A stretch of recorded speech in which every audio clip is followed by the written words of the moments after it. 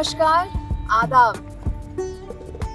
हम आपको लेके आए हैं लखनऊ शहर और हमारे बीच आज जुड़े हैं हिमांशु बाजपेयी जी। डॉक्टर बाजपेयी जी को मिलकर आज बहुत ही अच्छा लगा और ये हमारे खुशनसीबी है कि वो हमारे सफ़रनामे में आके जुड़े हैं हमारे साथ। और इस सीरीज़ में हम आपको दिखाएंगे हिमांशु जी की सफ़रनामा, कैसे उनका दास्ता गोई, किस्सा गोई कैसे शुरू हुआ और कैसे हिमांशु बाजपेयी जी अपने किस्से गोई या दास्ता गोई के ज़रिए लखनऊ की कहानियाँ बताते हैं, लखनऊ की दास्ता बताते हैं। Welcome to the city of nawabs.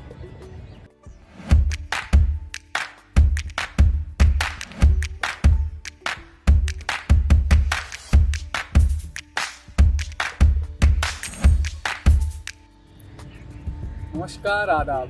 मुस्कुराइए, आप लखनऊ में हैं। तो हम लखनऊ में हैं, ये मुस्कुराने की वजह है। एक दूसरी वजह मुस्कुराने की और है क्योंकि हमारे साथ में है लखनऊ की बेहद खास शख्सियत हिमांशु बाजपेयी जी। हिमांशु बाजपेयी को आप विभिन्न प्लेटफॉर्म्स पर तो देखते रहे होंगे। काफ़ी लखनऊ और भारत के प्रसिद्ध दास्तां गो हमारे साथ हैं। माफ़ कीजिएगा अगर मैं दास्तां गो का प्रोनाउंसिएशन भी ठीक से ना कर पाऊँ तो, बट कोशिश की मैंने। आप तक पहुँचने से पहले काफ़ी कोशिश की कि आपको क्या अच्छा बता तो दीजिए क्या बोलते हैं दास्तान गो। दास्तान गो यानी कि वो जो दास्तान सुनाए। दास्तान यानी कि स्टोरी, लंबी कहानी, और गो यानी कि कहने वाला, सुनाने वाला। दास्तान गो यानी कि दास्तान सुनाने वाला, दास्तान कहने वाला। गज़ल गो यानी कि गज़ल कहने।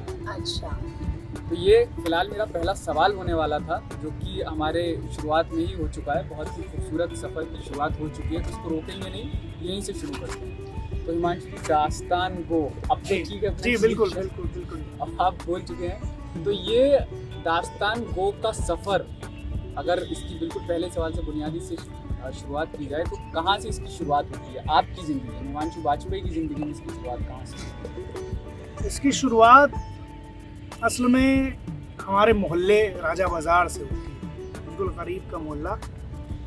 जब हम बड़े हो रहे थे तब तक और किसी हद तक अभी भी पुराने लखनऊ में, राजा बाज़ार में, चौक में इस तरह के लोग थे, हैं, जो कि बड़ी शायराना गुफ्तगू करते थे, जो कि बात से बात निकालते थे, जो कि किस्से सुनाते थे, जिनका सेंस ऑफ ह्यूमर बड़ा अच्छा होता था, जिनकी हाजिर जवाबी मशहूर थी, जिनकी फजला संजी मशहूर थी। तो इस तरह के माहौल में बड़े हो रहे थे। तो बड़े होते होते ये एक शऊर बन गया था कि ज़बान की एहतियात, ज़बान की खूबी, उसका हुस्न, उसकी ब्यूटी एक चीज़ है जिसकी बड़ी इज्जत है, जिसको बड़ा वक़ार हासिल है। तो ये ख्याल बन गया था कि अगर अच्छी ज़बान बोलेंगे, सेंस ऑफ ह्यूमर अच्छा होगा, बात से बात निकलेगी, किस्से होंगे, मुहावरे होंगे, तो थोड़ी इसे कहते हैं कि एक्स्ट्रा इज्जत मिल सकती है। तो और तो कुछ ख़ास था नहीं हम में कि जिससे इज्जत हासिल होती। तो इसी तरह से, क्योंकि हमें वो लोग बहुत अच्छे लगते थे बचपन से, जो कि गुफ्तगू में शेर सुनाते थे, जिनके पास मुहावरे रहते थे अच्छे अच्छे।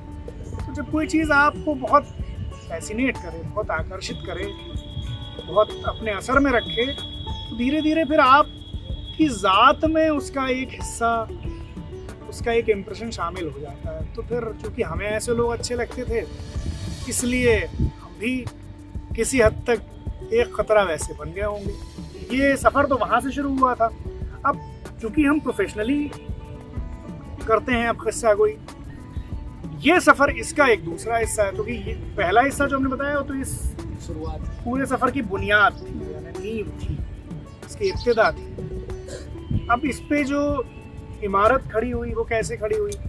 हम तो जर्नलिज्म करते थे आप ही लोगों की तरह, और फिर लगा किसी वक्त में कि जर्नलिज्म में जो बात हम कहना चाहते हैं और जिस तरह से कहना चाहते हैं और जितनी कहना चाहते हैं, उसका स्पेस कम हो रहा है अलग अलग वजहों से। तो फिर ये बात थोड़ी मुश्किल हो गई कि क्योंकि हम लोग तो आए थे बाई चॉइस जर्नलिज्म में, एक्सीडेंटली नहीं आए थे कि यूपीएससी की तैयारी कर रहे हो और फिर ना हुआ हो तो जर्नलिस्ट बन गए हो। सोच समझ करके आए थे, सपने लेकर के आए थे आंखों में। और आंखें जब सपने देखना शुरू करती हैं, उस उम्र में आए थे, तो फिर जब वो नहीं पूरे हुए और जब ये लगा कि नहीं वो एक्सप्रेशन नहीं हो पा रहा, तो एक किस्म की कुंठा थी, एक किस्म की घुटन भी थी। उस वक्त फिर जब जर्नलिज्म थोड़े दिन के लिए ब्रेक लिया तो लगा कि आप क्या करें। तब हमारे दोस्त अंकित चड्ढा, जिनको मैं कहता हूँ कि हमारी पीढ़ी में दास्तान को एक ही हुआ है, अंकित। हम सब जो हैं, हम असल में बाजीगर हैं जो अपने चेहरे पे भभूत मल के और तमाशा दिखा रहे हैं। अंकित ही असल दास्तान को हमारी पीढ़ी के थे और सबसे अच्छे दास्तान को। तो अंकित हमारे दोस्त थे, ये किस्मत मेरी अच्छी थी और अंकित को तो बहुत नाम था। तो अंकित ने हमसे ये कहा कि आप दास्तान क्यों नहीं सुनाते हैं, क्योंकि अंकित से हम ये सब अपनी जो चिंताएं थी ये शेयर करते ही थे कि भाई जर्नलिज्म में मज़ा नहीं आ रहा और तमाम चीज़ें। तो अंकित ने कहा कि आप दास्तान क्यों नहीं सुनाते। हमने कहा भाई हमने तो कभी थिएटर नहीं किया, मेरा तो कोई एक्सपीरियंस भी नहीं है ये प्रोफेशनली करने का और स्टेज से बोलने का और इससे। और तो अंकित ने कहा कि भाई आपकी ज़बान अच्छी है, तलफ़्फ़ुज़ आपका ठीक है, आपको किससे याद भी रहते हैं, शायरी आपको इतनी याद रहती है, यही सब चीज़ें चाहिए। बाकी जो परफॉर्मेंस का हिस्सा है, जो उसकी जो ड्रामाइयत है, अदाकारी जो है, वो हम सिखाएंगे। तो उस वक्त तो खैर पहली बार जब कहा तो वो बात ऐसे आई गई मुझे, लेकिन जब बार बार अंकित ने ये कहा तो फिर किसी पल आपको ये लगता है कि चलो एक बार सोच करके देखते हैं। आप सोचते हैं, लगा कि एक बार कोशिश करके देखते हैं, नहीं होगा तो फिर आगे कुछ और किया जाएगा। तो फिर अंकित ने उसमें मदद करना शुरू की। फिर अंकित ही लेकर के गए उस्ताद के पास, फिर वहाँ वर्कशॉप्स की तैयारी की। तो ये समझिए कि जनवरी 2013 से लेकर एक कोशिश की, तैयारी करना शुरू की। और उसके बाद अक्टूबर 2014 में पहली बार अंकित के साथ मजाज लखनवी, जो कि लखनऊ के शायर हैं, कीट्स ऑफ उर्दू पोइट्री हैं, उनकी दास्तान सुनाई अंकित के साथ। और वो पहली ही दास्तान में जिस तरह का रिएक्शन हमको मिला, जिस तरह का फीडबैक मिला, उसने फिर ये तय कर दिया कि अब हमें यही करना है। मतलब वो जो जितनी भी जो फिक्र के बादल थे, जितना भी वो पसोपेश का कुहासा था, वो सब छंट गया जैसा फीडबैक ऑडियंस का मिला और जितना प्यार मिला। और उसमें क्या किया था हमने, क्योंकि वो पहली ही परफॉर्मेंस थी, तो हमने कुछ पोस्ट कार्ड दिए थे लोगों को कि अपना रिएक्शन देके कैसी लगी। तो वो रिटर्न में लोगों ने लिखा कि नहीं बड़ा मज़ा आया। और उससे एक बड़ा वो एक एक्सपीरियंस था जिसने बहुत कॉन्फिडेंस दिया कि जब पहली परफॉर्मेंस में, जबकि अब मेरी वो परफॉर्मेंस अच्छी परफॉर्मेंस नहीं थी, अगर आप उस वीडियो को देखें तो उसमें आपको ये लगा कि हमने उस स्क्रिप्ट को एकदम हिफ्स कर लिया है, बस स्टेज पे जाके उलट दिया उसको। यानी ना उसमें हैंड मूवमेंट है, ना चेहरे पे कोई भाव है, सगा कोई रोबोट है जो जिसके होंठ हिल रहे हैं, कोई बुत है और वो एक किस्सा सुना रहा है। लेकिन बहरहाल वो लखनऊ मोहब्बत करने वालों का शहर है, तो बहुत हौसला बढ़ाया लोगों ने। लेकिन उसके बाद फिर लगा कि नहीं कर सकते हैं, पर मेहनत से करें तो बात बन सकती है। अंकित साथ थे, तो ये सिलसिला शुरू हो गया। तो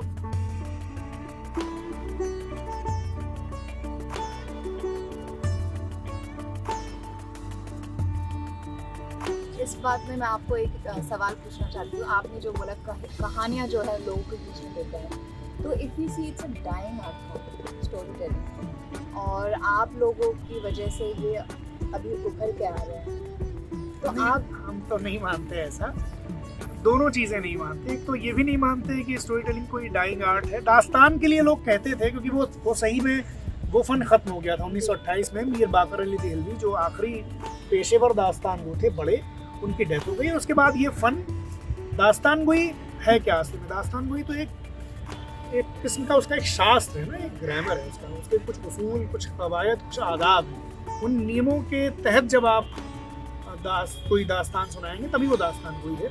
वो फ़न ख़त्म हो गया था। तो 2005 में महमूद फारूकी साहब ने दोबारा से रिवाइव किया शमसुमान फारूकी साहब की तहरीक से, तो वो दोबारा से शुरू हो गया। हम भी उस कारवां में जुड़े, अंकित थे, और भी तमाम लोग हैं हमारे दोस्त जो कर रहे हैं। तो ये एक डाइंग आर्ट थी, जो डाइंग क्या, ये तो पूरी तरह से मरी चुकी थी, जो दोबारा से जिंदा हो गई। लेकिन अब जब ये जिंदा हो गई है तो अब ये डाइंग नहीं है, जी अब तो ये रीडिस्कवर्ड है। तो इसलिए मैं आपको पूछना और चाहती दूसरी थी- चीज, हाँ नहीं, उसका एक दूसरा हिस्सा था जो आपके सवाल का, वो ज्यादा मेरे लिए उस पर बात करना ज्यादा जरूरी था कि हम तो हम खुद को नहीं मानते कि हमने रिवाइव किया, इसलिए आप जैसे लोग क्योंकि रिवाइव किया महमूद सर ने, और अगर हमारी पीढ़ी में अगर किसी एक इंसान ने किया तो अंकित ने किया। यानी उसने जितना पहुंचाया है दास्तान को लोगों के बीच, वो हमारी पीढ़ी में कोई नहीं कर पाया। अभी भी जब हम जाते हैं शो करने, अंकित को दुनिया से गए 2018 में उनकी डेथ हुई, आज तक लोग कहते हैं कि हमने अंकित को सुना था और अंकित के वीडियोस देखे, उनको सामने से नहीं सुन पाए, उसने जितना काम किया। तो हम तो सिर्फ ये है कि हाँ हम उस फन को प्रैक्टिस ज़रूर कर रहे हैं, लेकिन अभी तक कोई ऐसी खिदमत नहीं कर पाए कि हमें लगे कि हाँ हमने कुछ ऐसा काम किया जिसमें हम रिवाइवल को क्लेम करें। हमें ये ज़रूर है कि हमें मज़ा आता है, आनंद आता है, और इस फन के ज़रिए हम कुछ ऐसी बातें कह सकते हैं जो हम कहना चाहते थे हमेशा से, और शायद और किसी प्रोफेशन में होते तो ना कह पाते। अब अगर हमें ये कहना है कि भाई ये जो इलाका है पूरा, इसकी हालत ख़राब है ना, ये ट्रक निकल रहे हैं रूमी गेट के नीचे से, नहीं निकलने चाहिए, तो शायद अखबार ना छापे इसे। लेकिन हमारी जब हम दास्तान सुनाते हैं तो अखबार लाखों तक जाता है, हज़ारों, 2 तक, करोड़ों तक जाता हो, उनके पास ज़्यादा लोग। लेकिन हमें पता है कि इतने साल काम करने के बाद हमने अपने कुछ लोग बनाए हैं, कुछ लखनऊ में हैं, कुछ बाहर हैं, कुछ भोपाल में, इस तरह से वो हमको सुनते हैं। तो हमें ये सुकून है कि कुछ लोगों के बीच ही हमने अपनी बात कहने का और उससे एक किस्म का शऊर पैदा करने का एक माहौल बनाया।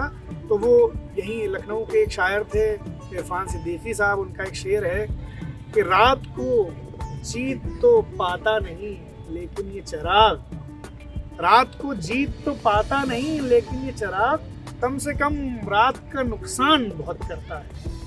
तो बस ये कोशिश है। या वो अहमद फराज का शेर कि शिकवाए ज़ुल्मते शब से तो कहीं बेहतर था, अपने हिस्से की कोई शम्मा जलाते जाते। तो अपने हिस्से की कोई शम्मा कोशिश है कि रोशन करें। जी ठीक। अभी उर्दू की बात हुई तो मैं ये जानना चाहती हूँ कि ये लखनऊ की तहजीब या लखनऊ की हवा पाने के लिए आपकी उर्दू की तालीम ऐसी है या आपने उर्दू की तालीम ली है? नहीं, मैं उर्दू तो जिसे कहते हैं रस्मुल ख़त, स्क्रिप्ट लिखना पढ़ना, वो तो हमने कई बार सीखने की कोशिश की, लेकिन उर्दू स्क्रिप्ट के साथ एक मसला है कि अगर आप उसकी रेगुलर प्रैक्टिस नहीं करेंगे तो आप भूल जाएंगे। यानी आप अगर सीखेंगे भी तो आप भूल जाएंगे। अच्छा। या तो आपने उस तरह से सीखी हो कि बचपन में आपको एकदम छोटी उम्र से आपने सीख ली हो, तो वो आपके अंदर आ गई, बस गई, तो आप नहीं भूलेंगे। हम जैसे लोग जो एक उम्र के बाद जिन्होंने सीखना शुरू किया, वो सीख ली उन्होंने, फिर उन्होंने प्रैक्टिस नहीं की तो फिर भूल गए। तो अभी हमारे दोस्त हैं अभिषेक शुक्ला, शायर हैं बहुत अच्छे, वो उन्होंने एक सिलसिला शुरू किया उनको सिखाने का, वो ऑनलाइन क्लासेस में सिखाते हैं। तो वापस से हमने उनकी क्लास ज्वाइन की, कुछ सीखा, फिर छूट गई वो क्लास क्योंकि शोज शुरू हो गए थे।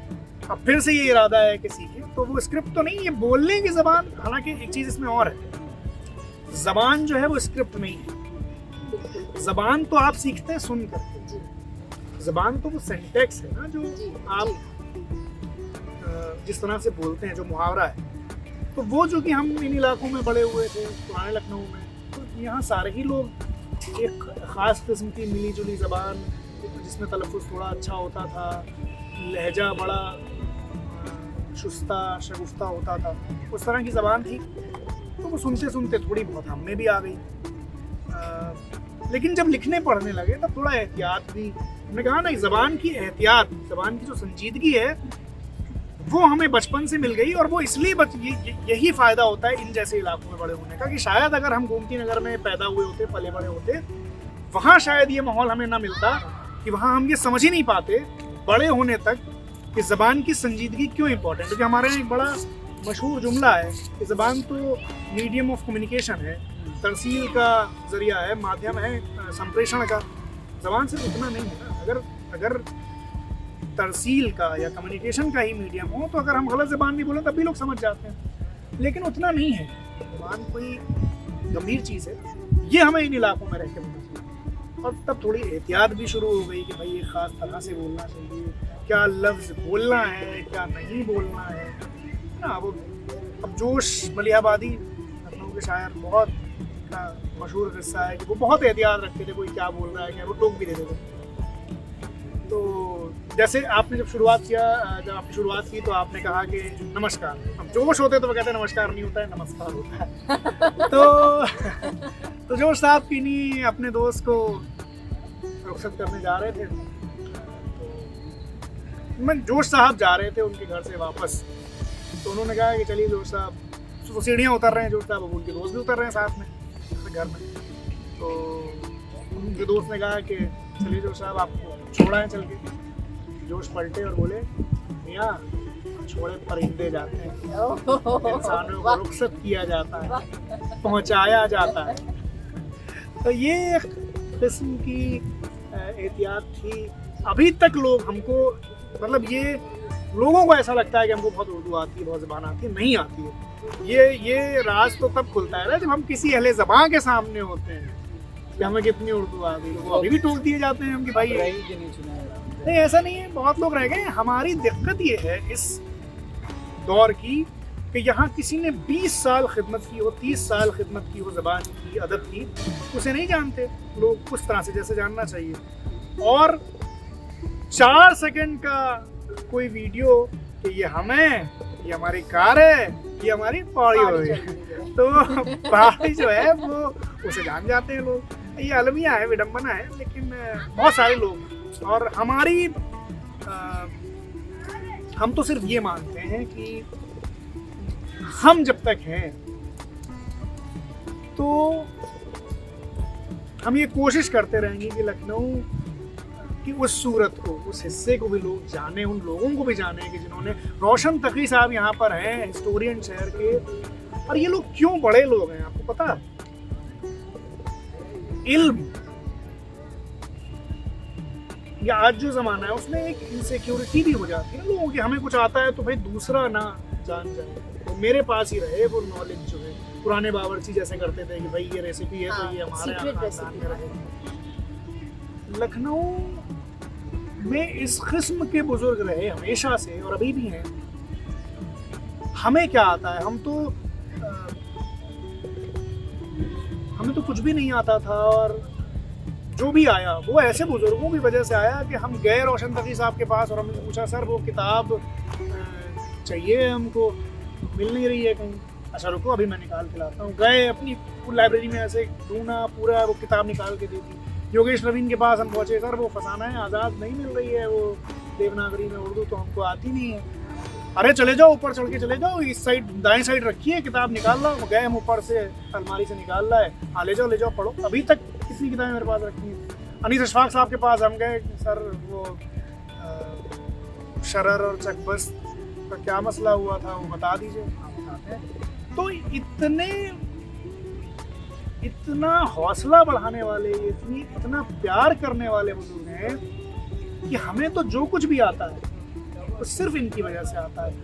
अगर ये लोग उस तरह के होते कि भाई हम तो बहुत काबिल हैं और बस हम ही को आना चाहिए, और ये वो एक हमारे बुजुर्गों में 1-2 किस्म के बुजुर्ग होते हैं। एक बुजुर्ग ऐसे भी होते हैं कि हम जाएं उनके पास कि सर हम लखनऊ पे लिखते पढ़ते हैं और हमें कुछ बता दीजिए। तो एक इस किस्म के भी होते हैं, कहेंगे भाई तुम क्या लखनऊ को जानते हो, कल के लौंडे हो, अभी तुम लखनऊ को जानते हो, लखनऊ तो हमारे ज़माने में था, अब क्या लखनऊ। ये भी है, बहुत से बुजुर्गों में ये चीज़ होती है, वो ये एक्सेप्ट नहीं कर पाते कि भाई ठीक है ये एक साइकिल है। वो साहिर का 100वां साल है। साहिर ने जो कहा ना कि कल और आएंगे नगमों की खिलती कलियां चुनने वाले, मुझसे बेहतर कहने वाले, तुमसे बेहतर सुनने वाले। कल कोई मुझको याद करे, क्यों कोई मुझको याद करे, मसरूफ ज़माना मेरे लिए क्यों वक्त अपना बर्बाद करे। मैं पल दो पल का शायर हूँ, पल दो पल मेरी कहानी, पल दो पल मेरी हस्ती है, पल दो पल मेरी जवानी। सबका किस्सा पल दो पल का है भाई। तो उसमें बहुत सारे लोग ऐसे भी होते हैं जो नहीं हौसला बढ़ाते हैं, उनको लगता है कि यार ये हमें आता है, अब हम उसको क्यों बताएं, या वो सीरियसली ही नहीं लेते। उनको लगता है ये लौंडे आ गए। मेरा ये कहना है कि लौंडे तो हैं ठीक है, लेकिन हर लेजेंड जो है, हर महान आदमी, हर बड़ा आदमी कभी न कभी बच्चा रहा होता है, कभी न कभी लौंडा रहा होता है, कभी न कभी एमेच्योर रहा होता है, सीख के नहीं आता। तो एक चीज से सिर्फ आपको परखना चाहिए कि नीयत क्या है, कैसी। बहुत ही महत्वपूर्ण संदेश जा रहा है। मतलब हमें ये लगता है, और हम खुशकिस्मत रहे कि हमारा शहर अच्छा था, यहाँ लोगों ने बहुत प्यार से हमें रखा है। मतलब हम ये हमारा सवाल है, इस सवाल में जवाब दीजिए भैया। जी। क्या मतलब यही सिर्फ वजह है, सिर्फ पैदा हो गए लखनऊ में, ये तो वजह नहीं हो सकती लखनऊ से? नहीं, लखनऊ में पैदा होने में तो मेरा कोई योगदान था नहीं। मैं भी वही चाह रहा मतलब कोई यूपीएससी का एग्जाम, तो कहते हैं भाई proud to be a Lucknowi. अरे भैया, या ये और भी चीज में proud to Hindu, proud to Muslim भी कर। मेरा ये कहना है भाई कि यूपीएससी का एग्जाम तो आपने क्लियर नहीं किया। इत्तेफाक था भाई, हम लखनऊ में पैदा हुए तो हम लखनऊ को मोहब्बत करते हैं। अगर भोपाल में पैदा हुए हो तो भोपाल से ऐसे कहते हैं। तो पैदाइश को तो कोई, हम हमेशा ये कहते हैं लखनवी वो नहीं है जो लखनऊ में पैदा हुआ, लखनऊ में रहता है। लखनवी वो है जिसमें लखनऊ रहता है। वाह। तो आप अगर भोपाल में भी रहते हैं और आपके अंदर लखनऊ रहता है तो आप लखनवी हैं। तो हम सही बात आपको कह रहे हैं कि मेरा जो कुछ भी पजीराई मेरी हुई है, जो भी थोड़ा बहुत लोगों तक मेरी बात अगर पहुंचती है, या आप जैसे लोग इस तरह से देखते हैं कि हमने कुछ ऐसा किया ज़िंदगी में कि हाँ हमसे बात होनी चाहिए, हमें अभी भी लगता है कि हाँ हम तो सिर्फ एक सही समय पर सही जगह हैं, इसलिए शायद ऐसा हो जाता है। वरना बहुत काबिल लोग हैं, और मेरी कोशिश रहती है कि उनको जाने। जैसे कि हमें लगता है कि इन जगहों पे तो सारे टूरिस्ट आते हैं, इस इलाके में वो इमारतें जहाँ कोई नहीं जाता और जो बहुत इंपॉर्टेंट है, उन पर भी बात होनी चाहिए। तो हमने पिछले दिनों जब अपना अभियान किया शक्ति गाथा लक्ष्मीबाई की दास्तान, तो हमने ऐसी ही जगहों पे किया जो कि बहुत हिस्टोरिकली बहुत इंपॉर्टेंट है लेकिन उपेक्षित है। तो मेरा ये कहना है कि हम तो सिर्फ इसलिए कर पा रहे हैं कि हमें लोगों ने बहुत अच्छे से, बहुत अपनाइत से, बहुत प्रोटेक्ट करके आगे बढ़ाया है। मतलब बहुत प्यार मिला, और इसीलिए हमें वो लोग बहुत बदकिस्मत लगते हैं जो बुजुर्गों के पास नहीं बैठते, जो खाली नहीं बैठते। तो एक ज़माना ये भी आ गया ना कि आजकल हर आदमी ने अपने ऊपर टास्क चेकलिस्ट बना रखी है। माँ बाप को हम देखते हैं, वो बच्चों को ऐसे ही कर देते हैं कि घर में छुट्टियाँ हुई तो वो पता चला उसको ये गिटार क्लास भेज दिया, ताइक्वांडो क्लास भी भेज दिया, जैसे ये भी भेज दिया, वो भी। अरे भाई, हाँ को सही बता रहे हैं, हमने बीएससी किया शिया कॉलेज से। साइंस का टेम्परामेंट मेरा नहीं था, दिमाग से तो आर्ट वाले थे, लेकिन पिताजी साइंस के टीचर है। वो साइंस हमारे यहाँ बुरी, आर्ट साइड पढ़ना बुरा माना जाता था कि भाई आर्ट साइड पढ़ोगे तो मतलब तुम्हें कुछ आता नहीं ना। हमारे पिताजी कहते थे कि तुम आर्ट पढ़ोगे तो तुम कमल जैसे नयन और गुलाब जैसे होंठ, यही सब करोगे। तो हम जबरदस्ती भाई बीएससी करने लगे। बीएससी कर भी लिया शायद में, तो ये इंटर के बाद तो बच्चा बात छोटा होता है, बच्चा पढ़ लिया भैया। हालांकि हम करते तो अभी भी वही रहे कि भाई गुलाब जैसे होंठ और कमल जैसे नयन। तो बीएससी में नहीं, बीएससी में मन तो लगता नहीं था मेरा, तो हम इसी तरह किन्हीं इमारतों में जाके बैठ जाते। 3 साल हमने सिर्फ ये किया है कि हम इमामबाड़ों में, बावलियों में, यहाँ बारादरियों में जाके बैठे और ऑब्जर्व करते थे कि भाई अब आप कॉलेज गए नहीं हैं, कॉलेज से बैठे हुए हैं। अब वहाँ तरह तरह के लोग आते थे, कुछ प्रेमी युगल आते थे जो मोहब्बत कर रहे हैं, जो ये मसला बता रहे हैं कि भाई मिलने की जगह शहर में बड़ी कम है। कोई एक बुजुर्ग आ गया है जिस शायद घर में बच्चे इज्जत नहीं करते होंगे तो आके सुकून से बैठ गया है। कोई महिला आ गई है, कोई किसी रोगी का कोई तीमारदार आ गया है जिसका कोई भर्ती है अस्पताल में और उसको छाँव चाहिए तो आके बैठ। हमने ऑब्जर्व किया, इमारतों को देखा, तो वो एक कनेक्ट बना। अब उस ज़माने में तो हम बिल्कुल खाली बैठते थे, वो कोई काम नहीं था ऐसा। तो एक तरह से ख़राब बात थी कि हम कॉलेज नहीं जा रहे हैं, खाली बैठे हैं। लेकिन मेरा ये कहना है कि खाली बैठना भी आपको एक किस्म से ट्रेंड करता है, आपकी ट्रेनिंग कराता है। आप उस वक्त जब आप खाली बैठे हैं किसी पार्क में सुकून से, तो आप अपने आप से कुछ बातें करते हैं, आपके कुछ ख्याल पुख्ता हो, कोई राय बन रही है। तो मेरा जो कनेक्ट इन इमारतों से है ये इसीलिए है कि हम इनके पास बैठे हो है क्या। हम आपके साथ बैठे, आप पहली बार मिले हमसे, तो पहली बार तो जब आप मिलेंगी तो औपचारिक बातें होंगी कि हाँ हिमांशु जी आप कब से कर रहे हैं, आपके घर में कौन कौन है, हम आपसे पूछेंगे आप क्या करते हैं। वो जो कनेक्ट एक बनता है, इंटेंस कनेक्ट, जो कि जहन के बीच बनता है, या एक आत्मीय रिश्ता, वो तो जब हम कई बार मिलते हैं, फिर बैठते हैं, फिर बात करते हैं अलग अलग आलम में, तब बनता है। तो इमारतों के साथ भी यही है। जब आप हड़बड़ी में टूरिस्ट की तरह से आएंगे तो वो कनेक्ट नहीं बनेगा। आप जब सुकून से कहीं न जाने के लिए बैठेंगे, इत्मीनान, और लखनऊ तो आहिस्तगी का, सुकून का शहर है। यहाँ तो कहते हैं जल्दी का काम शैतान, तो तब आप इस शहर की रूह को जान पाएंगे, इमारतों की रूह को जान पाएंगे। तो हमसे लोग कहते हैं यार तुम ये क्यों लखनऊ इतना करते हो, क्या? हमारे दोस्त तो पुराने ये भी कहते थे ये कोई बेचैन आत्मा है, इमाम बाड़ों और खंडरों में भटकती रहती है। लेकिन वो यही है कि अब मोहब्बत का तो क्या है, कहीं भी किसी से भी हो जाए, और इमारत से एक लगावट है दिल को, तो कर रहे हैं, मज़ा आ रहा है काम, और हमें लगता है कि इस काम में आनंद आए, वो करना चाहिए, तो थोड़ा ज़िंदगी अच्छी रहती है। तो अभी तक तो कट गई है, ये भी कटती रहेगी।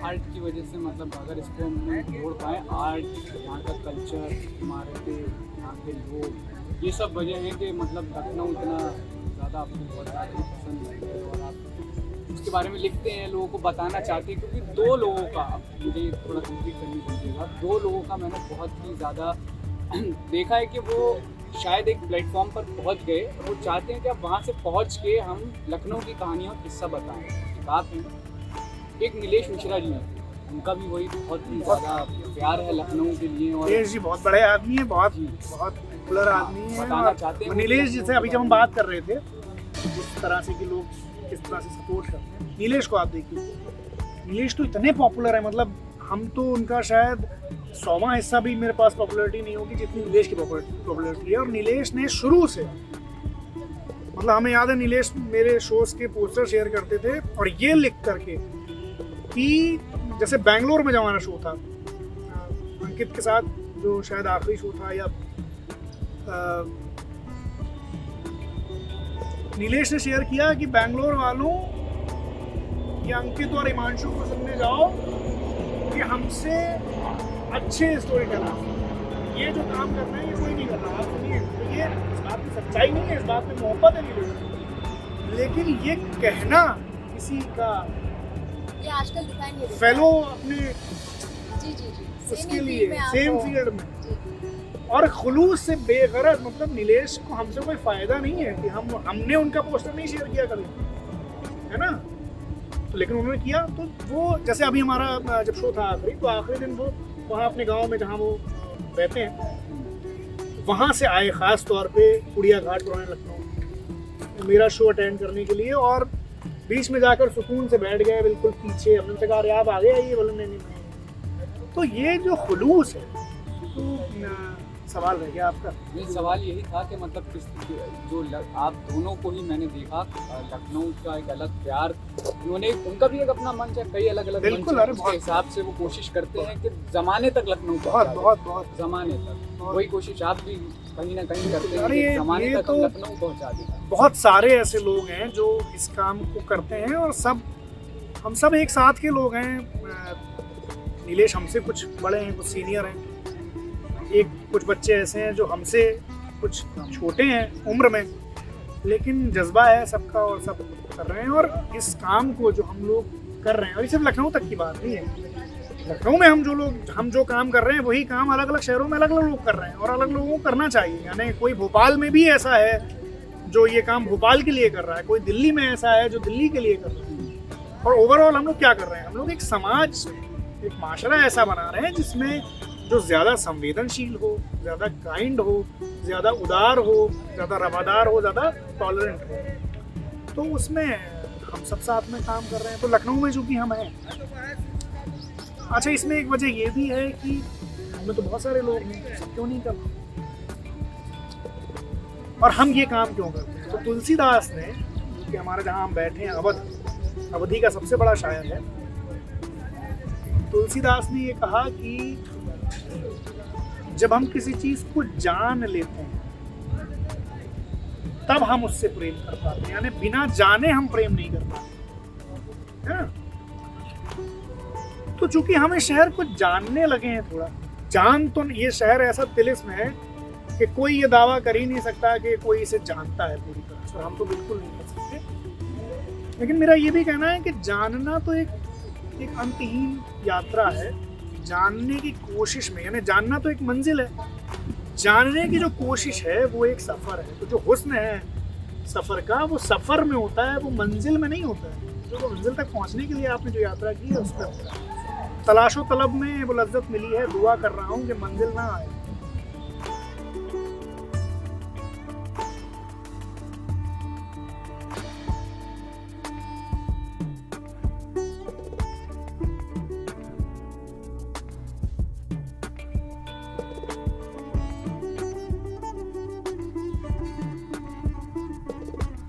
अभी आपसे ये जानना चाहते हैं कि आप 5 साल में आपका जो दास्तां गोई है, किस्सा गोई, आप किस मकाम पे देखते हैं भाई या देखना चाहते हैं? नहीं, ये देखिए सवाल मतलब इस पे हम इस तरह से सोचते नहीं सर, क्योंकि हमने ये सीख लिया कि तब्दीली बहुत जल्दी हो जाती है जिंदगी में, बदल जाती चीज़ें बहुत जल्दी, परिवर्तन तगय्युर को सवात है। तो हम अभी तो ये कह रहे हैं, पता चला कल कुछ ऐसा हो कि हम दास्तान नहीं कर रहे, हम कुछ और ही कर रहे हैं। हम जर्नलिज्म कर रहे थे, जर्नलिज्म से आगे दास्तानें सुना, हमने कभी सोचा ही नहीं था कि हम दास्तान सुना रहे होंगे।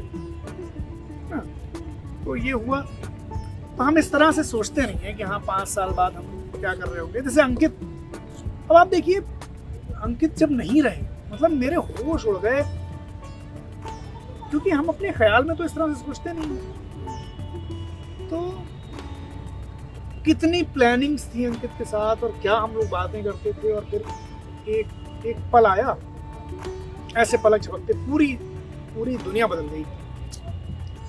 तो फिर हमने इस तरह से सोचना थोड़ा, हम पहले भी नहीं सोचते थे, लेकिन ये ज़रूर है कि कुछ कहानियां हैं मेरे जहन में जो हम सुनाना चाहते हैं। एक लिस्ट बना के रखते हैं ना कि भाई इस पे काम करना चाहते हैं, तो उसमें कुछ लिस्ट में कुछ कहानियां हैं जो हम सुनाना चाहते हैं। और कुछ ऐसी चीज़ें जैसे कि मेरा बहुत ऑडिटोरियम में तो बहुत कहानियां सुनाते हैं, लेकिन मेरा मन ऐसा होता है कि हम इन जगहों पर, जैसे हम इन सीढ़ियों पर बैठ के कहानी सुनाए, लोग यहाँ बैठे हुए ऐसे, उसका एक हिस्सा हमने भी पिछले दिनों शक्ति गाथा अभियान जो किया उसने किया, हमने पुराने इलाकों में, पुरानी इमारतों में सुनाई। तो वो एक सपना है जो करें। एक सपना ये है कि हम एक गाड़ी या बस लेके निकलें और बाई रोड ट्रैवल करते हुए रुक रुक के कारवां की तरह कहानी सुनाते हुए जाएं, रोड ट्रिप करें। तो ये कुछ चीज़ें हैं जो हम करना चाहते हैं। कुछ किताबें, कुछ काम जो लखनऊ को लेकर लिखना पढ़ना चाहते हैं, लेकिन ये ज़रूर है कि लखनऊ को लेकर ही काम करना चाहते हैं। सिर्फ लखनऊ को लेकर क्यों? कभी आपने सोचा कि इतने सारे आजकल के जो युवा लोग हैं वो बहुत सारी चीज़ें जानते नहीं हैं, लखनऊ हो या अपनी हिस्ट्री के बारे में हो या कुछ जानते नहीं हैं। आपने कभी सोचा है कि नए जो युवा और पीढ़ी है उनको कुछ नहीं? हम करते तो हिस्टोरिकल हिस्ट्री से रिलेटेड हिस्सा कोई बहुत सारी करते हैं, जो लखनऊ से रिलेटेड नहीं भी है तो वो भी करते हैं। अब हम जैसे हाल ही में आपने किया झांसी की रानी है, झांसी का किस्सा है वो, या नेहरू की दास्तान जो है, या गांधी की दास्तान, इस तरह की चीज़ें हैं वो तो हम करते हैं। लेकिन जो मेरा मन लगता है, होता है ना एक कनेक्ट आपका जो होता है, वो लखनऊ से है। तो वो सब काम भी करते रहेंगे, लेकिन थोड़ा लखनऊ को लेकर करना है काम। ये हिमांशु जी, बहुत देर से और बहुत वक्त से ये सवाल है जहन में मेरे, क्योंकि अभी आपने बात की कि आप पिछले कुछ दिनों आपने ये किया भी, यानी गोमती रिवर फ्रंट पे शायद आपने किया था, फेसबुक से आप लाइव रहे थे, लोगों को बुला रहे थे कि आप आओ देखो, मैं भी देख रहा था। तो आप अक्सर कहते हैं कि इसका कोई टिकट नहीं है, बस आप आ जाएं, बस सुनने आ जाएं, फ्री है। ज़्यादातर किस्से जो होते हैं आपके, जो जितना मैंने देखे वो ज़्यादातर फ्री ही होते हैं। तो फिर ये काम कैसे करता है? क्योंकि इसमें चीज़ें होती हैं, लाइटनिंग होती है, अरेंजमेंट हैं, वो तमाम चीज़ें हैं। तो अगर ज़्यादातर दास्तान वो बिल्कुल फ्री ही हो जाती है व्यूअर्स के लिए, तो ये इससे आपको क्या फ़र्क पड़ता है चीज़ों का? नहीं, हमेशा इसमें दो तरह से काम करते हैं। एक तो हमेशा फ्री शो नहीं होता है, जी हमेशा नहीं। ज़्यादातर तो टिकटेड शो होता है। फ्री शो वही होता है जो कोई और जिसमें हमें हमारी फीस देता है, ये करवाने करवाने की। जैसे कि दो तरीके हैं ना, अगर हम खुद से शो करें, मान लीजिए ऐसे ने हमने बुक किया तो हमने टिकट लगाया और वो जो टिकट से पैसा आया वो हमने रखा, ऐसे काम चला। अब अगर आप एक ऑर्गेनाइजर हैं, आपने हमें हमारी फीस दे दी और आपने कहा कि ओपन शो है, तो फिर हमें तो फीस मिल गई हमारी और पब्लिक के लिए फ्री हो गया।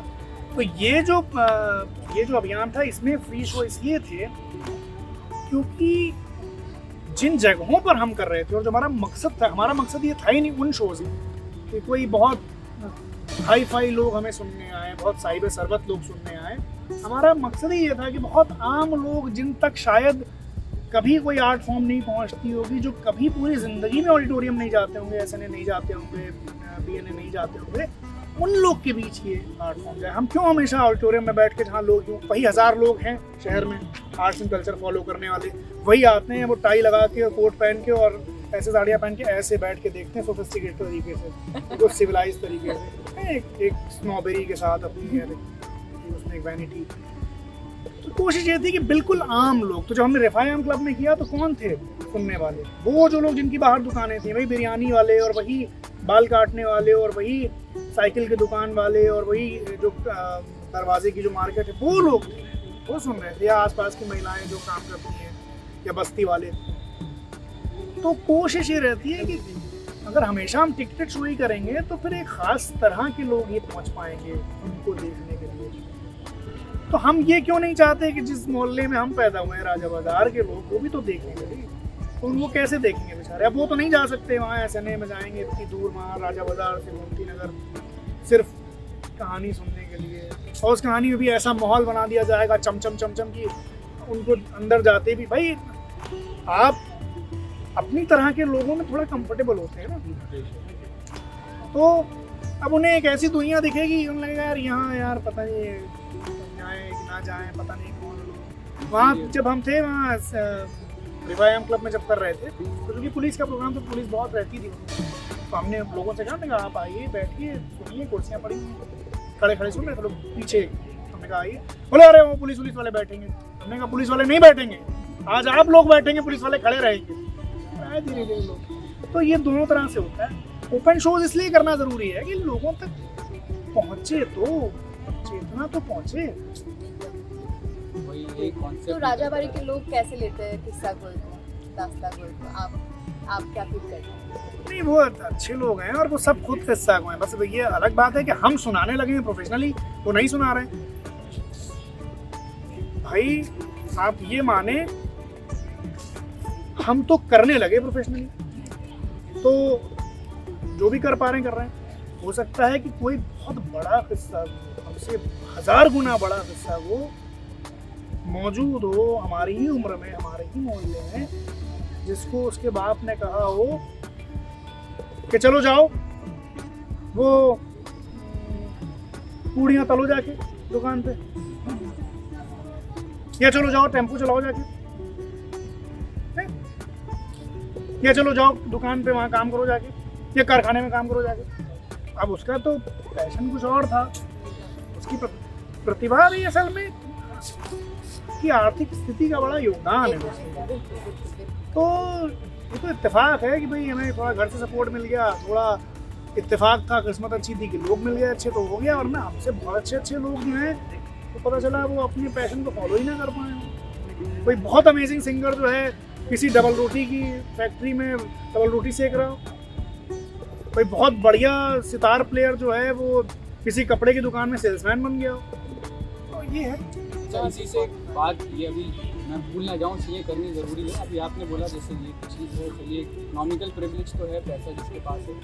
आप जिक्र कर रहे थे कि मैं सिद्दीकी साहब के साथ बैठता था, बड़े बड़े बुजुर्गों के साथ, मतलब आप सीधे सिद्दीकी साहब में कभी नहीं बैठा। नहीं मतलब, लेकिन हाँ मतलब और बहुत लोग, हाँ, और बहुत चले गए कि ये परेशानी है, ये किताब निकाल दीजिए। ये भी हर किसी को ये चीज़ नहीं हो पाती इतने आराम से मैसर कि आप बुजुर्गों के साथ बैठें। और इसका क्या वजह रहा? मतलब आप कैसे, या रजा चौक में रहते थे, ये लोग आसपास रहते थे, या फिर क्या था? मतलब पिताजी की वजह से? नहीं, ये तो इसलिए था कि एक दिलचस्पी आ गई थी। मैंने कहा ना, बहुत छोटी उम्र से ज़बान को लेकर एक दिलचस्पी आ गई थी, किस्सों में आ गई थी, हिस्ट्री में लखनऊ की आ गई थी। तो अब जब एक दिलचस्पी आपके अंदर पैदा हो गई तो आप किसकी तरफ देखेंगे? उस ज़माने में गूगल तो था नहीं, इंटरनेट भी नहीं था। तो अच्छा, इन्हीं लोगों के नाम छपते थे अखबारों में कि भाई योगेश जी का हर थर्सडे शहर अपना शहर जागरण का जो वो होता था परिशिष्ट, उसमें एक कॉलम आता था इमारतों पे। कोई बात होती थी तो रोशन तकी साहब का कोट छपता था, अनीस साहब का छपता था। तो लगा कि भाई ये बड़े लोग हैं और इन्हीं के जैसा बना जाए तो वो संस्कृत में सूक्ति है, महाजनों येन गतः स पंथा, बड़े लोग जिस पथ से जाएं वही रास्ता है। तो इनको देखते तो लगता था ये हैं लोग। तो फिर कहीं मिल भी जाते थे किसी प्रोग्राम में। तो ये तो काफ़ी बात की बात है, जब इस लायक हो गए, इतने बड़े हो गए कि प्रोग्राम में लगे, तो फिर मिले। तो फिर इनसे धीरे से कहा कि करना है, अच्छे से मिले। अच्छा, जब उस वक्त मिले होते, जब मिले थे शुरू में और ये कहा कि भाई वंशु है और ऐसे अगर उस वक्त लोगों ने डांट दिया होता, भगा दिया होता, जाओ लौंडे हो, भाग जाओ यहाँ से, क्या करोगे, तो शायद कभी हिम्मत ना पड़ती। तो उन्होंने हिम्मत बढ़ाई तो थोड़ी और हिम्मत बढ़ी।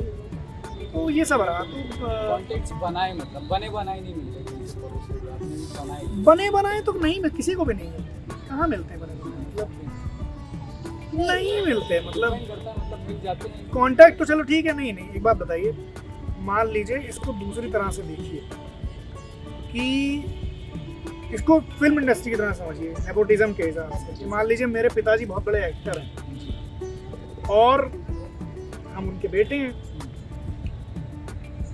मेरे पिताजी के सारे दोस्त हैं, सारे बड़े एक्टर, तो कांटेक्ट हैं सब उनके। लेकिन हम उन कांटेक्ट के पास तभी तो जाएंगे जब हमें ये दिलचस्पी होगी या जब हम करना चाहेंगे, तभी तो हम जाएंगे। तो हमें जाना, उनसे बात करनी पड़ेगी ना, हमें एक फ़ोन तो घुमाना पड़ेगा ना। तो हम उस एफर्ट की बात कर रहे हैं कि जब हमने देखा कि मतलब ऐसा कोई घर से कांटेक्ट नहीं मिला था हमको, घर से तो नहीं था, लेकिन वो दुनिया अलग दुनिया थी। ये स्मार्टफोन से पहले की दुनिया, या अभी भी लखनऊ रिवायती है या बुजुर्ग हमारे उसी दुनिया के हैं कि आप चले जाए ना किसी के पास और बहुत मेरे पास ही कोई आए और पूरे उसके एग्जिस्टेंस से हमें उसकी बेताबी का पता चल रहा हो कि भाई कुछ सीखना चाहता है, तो हम भी इस जिम्मेदारी में होंगे ना कि भाई चूंकि हमें लोगों ने बताया तो हम उसे बताएं। तो कांटेक्ट तो बनना कोई, क्योंकि भाई ये वैसा कांटेक्ट नहीं बन रहा है ना जिसमें हम किसी से उसका पैसा मांग ले रहे हो या उससे कह दो मेरी नौकरी लगवा दो। हम किसी से ये पूछ रहे हैं कि सर वो मीर का मज़ार कहाँ पे था, तो ये बता। उसे लगा कोई आया तो मीर का मज़ार, वो भी बच्चा आया, वो बता देगा और बताना चाहिए भी, तो इसलिए वो हो गया। तो कोई अगर बुजुर्ग ये शो देख रहे हैं और कोई प्रोफेसर देख रहे हैं जिनसे हिमांशु बाजपेयी जी मिले हैं और आपकी किताब कहीं खो गई है, तो आपको अभी पता चल गया है कि आपका किताब है कहाँ? नहीं, किताबें हाँ, मतलब कुछ लोग की किताबें हैं मेरे पास, लेकिन उन्होंने दी हैं खुद ही। मैं बिना उसके नहीं लाया, लेकिन बहुत सारे लोग हैं जिन्होंने बहुत सपोर्ट किया। अनीस अशफाक साहब, मैंने कहा, रोशन तकी साहब, योगेश प्रवीण, दीपू दत्ता, अखिलेश दीक्षित, हमारे विजय बनर्जी साहब जिनसे मैंने सीखा थिएटर का, राज बिसारिया जी, आपकी प्रेरणा कौन रहे? प्रेरणा अमृतलाल नागर, जो हिंदी के बहुत बड़े राइटर थे, लखनऊ बेस्ड, जिन्होंने सब कुछ लखनऊ पर ही लिखा, वो और योगेश प्रवीण, ये दो लोग बहुत बड़ी इंस्पिरेशन रहे लखनऊ पर लिखने के लिए। तो ये है, हीरो हैं। कुछ रह गया हो तो भी कर सकते हैं आप। नहीं, हमसे ही बता रहे, अगर कुछ रह गया हो आप सोच के बताइए, कोई चीज़ रह गई तो भी हम नहीं, कुछ नहीं रहा। तो अच्छा है, हम दोबारा आएंगे आपसे मुलाकात करने। ठीक है अंशिका जी, ख्याल रखिए आप। ठीक है भाई, इसी सफ़र में अलविदा कहते हुए, बिल्कुल।